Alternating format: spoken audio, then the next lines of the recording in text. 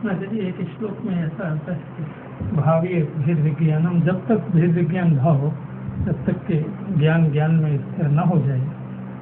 ભેદ જ્ઞાન ત્યાં સુધી ભાવવું કે જ્ઞાન જ્ઞાનમાં ઠરી ન જાય. એટલે ભેદ જ્ઞાન ત્યાં સુધી કે મૂળ મોક્ષ માર્ગ જ એની ઉપર આખો છે. ભેદ જ્ઞાનથી સરતું તારામાં એકત્વ ને વિભાવથી વિરક્ત થઈ જાય. ત્યાંથી શરૂઆત થઈ સમ્યક દર્શનમાં, એ જેને વર્તમાન દશા. સ્વાનુભૂતિમાં તો કાંઈ એને બહારનો વિકલ્પ જ નથી કોઈ જાતનો, એને અંદર ઠરી ગયું.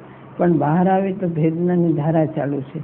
એ ભેદનાની ધારા ચાલુ છે. એ ભેદનાની ધારા ક્યાં સુધી તારે ભાવવી કે જ્યાં સુધી વિતરાગ ન થાય, સ્વરૂપમાં ઠરી ન જાય અને વિકલ્પ તૂટી જાય, પૂરો કે અંદર એવો ઠરી જાય કે પછી બહાર જ ના આવે, એવી ભેદનાની ધારા ભાવવી. એમ ભેદનાની ધારા ભાવવી એટલે ભેદનાની સાથે તારી નાયકની ધારા અંદરથી એવી ભાવવી કે તું સ્વરૂપમાં ઠરી જા કે પછી બહારનો વિકલ્પ જ ના આવે.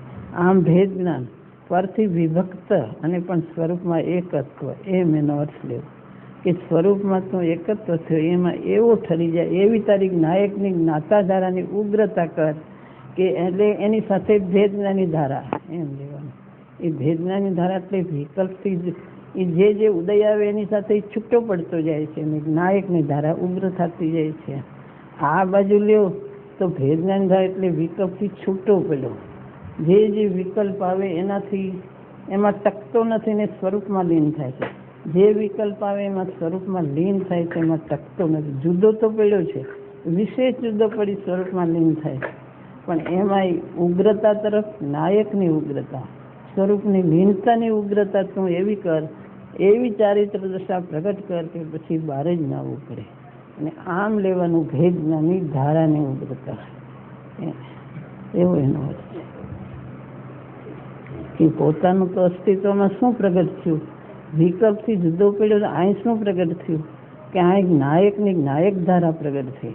શાંતિની ધારા, સમાધિની ધારા, લીનતાની ધારા આ બાજુ પ્રગટ થાય છે.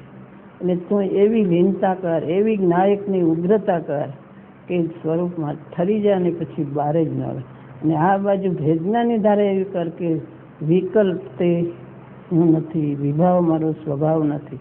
ત્યાં મુનિઓ એવી ઉગ્રતા થઈ ગઈ, મુનિઓને વિકલ્પ આવીને ટકતા જ નથી. એક પાણીના જેમ, પાણીના રેલાની જેમ પાણી આવી ચાલ્યું જાય એમ તરત સ્વરૂપમાં લીન થાય, તરત સ્વરૂપમાં લીન થાય. એવી એમની ભેદનાની ધારા કયો કે સ્વરૂપની લીનતા કયો, એવી એમની નાયકની ઉગ્રતા છે. ત્યાં ટકતા જ નથી. જે ઉદય આવે ખસી જાય, તરત જ ખસી જાય છે. એને ભેદનાની ધારા એટલી ઉગ્ર થઈ ગઈ આ તરફથી, વિકલ્પમાં ટકતા નથી એટલે ભેદનાની ધારા ઉગ્ર. આ બાજુ નાયકની ઉગ્ર ધારા, લીનતાની ઉગ્ર ધારા થઈ ગઈ છે. સ્વાનુભૂતિની ધારા ઉગ્ર થઈ ગઈ છે. એ તરત સ્વાનુભૂતિમાં જાય છે.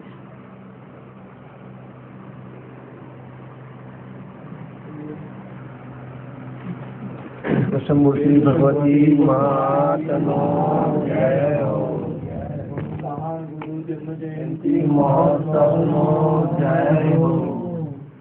માતાજીની અમૃત વાણીનો જય હો. 97મી જન્મ જયંતિ મહોત્સવનો જય હો.